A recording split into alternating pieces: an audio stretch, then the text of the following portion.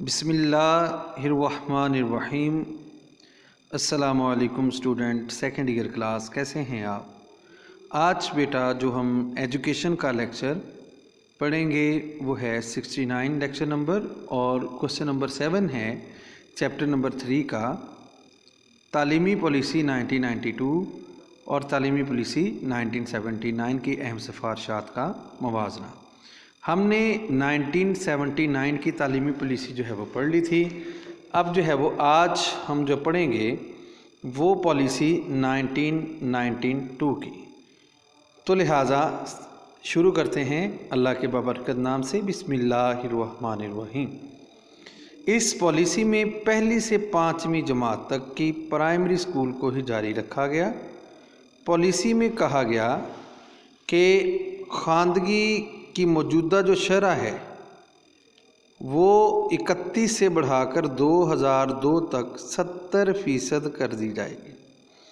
Primary school میں آہستہ آہستہ داخلے کی جو شرح ہے وہ 100% تک بڑھا دی جائے گی، اور ضروریات پورا کرنے کے لیے پرائمری اسکول کافی جو ہے وہ کھولیں گے۔ 1992 کی پالیسی میں جو نئے پرائمری اسکول کھولنے کے لیے حکومت کے پاس وسائل نہیں تھے، اس لیے 7000 کے قریب مسجد اسکول کھولنے کا پروگرام بنایا گیا۔ اس کے بعد 1992 کی قومی پالیسی میں محلہ اسکول کے بارے میں کوئی سفارش پیش نہیں کی گئی، اور 1992 کی تعلیمی پالیسی میں دیہی ورکشاپ اسکول کا کوئی ذکر نہیں ملتا۔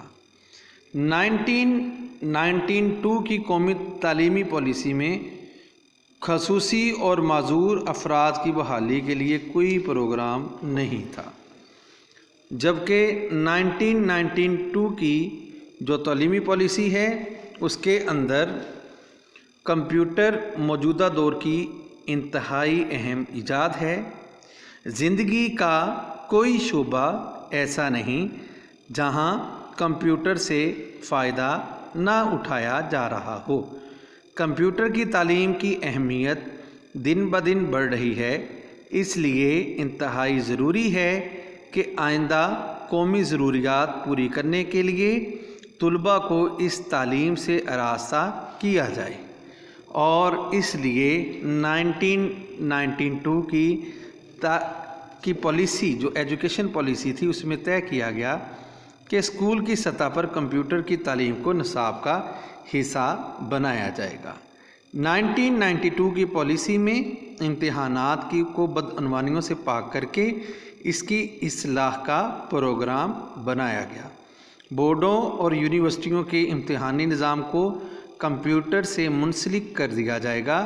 پرچہ سوالات میں سابقہ دور کے معروضی حصہ کو بڑھایا اور انشائیہ حصہ کو بہت مختصر کر دیا جائے گا۔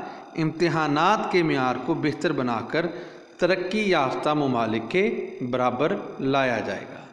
اس کے بعد 1992 کی جو پالیسی ہے اس میں ذریعہ تعلیم کے بارے میں کوئی واضح جو ہے وہ اعلان نہیں کیا گیا۔ پھر اس کے بعد 1992 کی جو تعلیمی پالیسی ہے اس میں اسلامیات اور مطالعہ پاکستان کی کوئی بات کا ذکر نہیں ملتا۔ 1992 کی پالیسی میں فروغ تعلیم کے خاصے پروگرام شامل کیے گئے۔ 33 نئے پولی ٹیکنک ادارے، 8 نئے ٹیکنالوجی کالجز قائم کرنے کا عزم یعنی کہ ارادہ کیا گیا۔ اسی طرح سیکنڈری اسکولوں کی تعداد 19,000 سے بڑھا کر 48,487 اور کالجوں کی تعداد 535 سے بڑھا کر 935 اور یونیورسٹیوں کی تعداد 23 سے بڑھا کر 43 یعنی کہ 43 کرنے کا پروگرام بنایا گیا۔ ان 20 نئی یونیورسٹیوں میں 16 نجی یعنی کہ 16 جو ہے وہ پرائیویٹ جو ہے وہ انسٹیٹیوشن جو ہے وہ قائم کیے جائیں گے۔ ٹھیک ہے جی، یہ تھی 1992 کی تعلیمی پالیسی۔ ہم نے جو ٹاپک اب کمپلیٹ کر لیا ہے کوشچن نمبر 7 کا، تو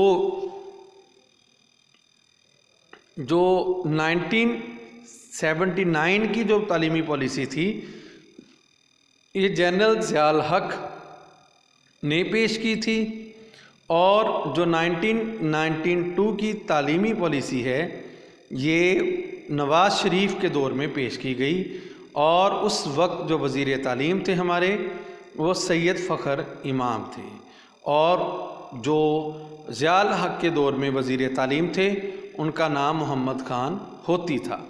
یہ بیٹا پیج نمبر 158 سے لے کر 159 جو ہے وہ یہ جو ہے وہ ہمارا آج کا کوشچن تھا، جو کہ بیٹا ہمارا کوشچن کمپلیٹ ہوا۔ 161 پہ جو ہے وہ اس کوشچن کا جو ہے وہ اختتام ہو چکا ہے۔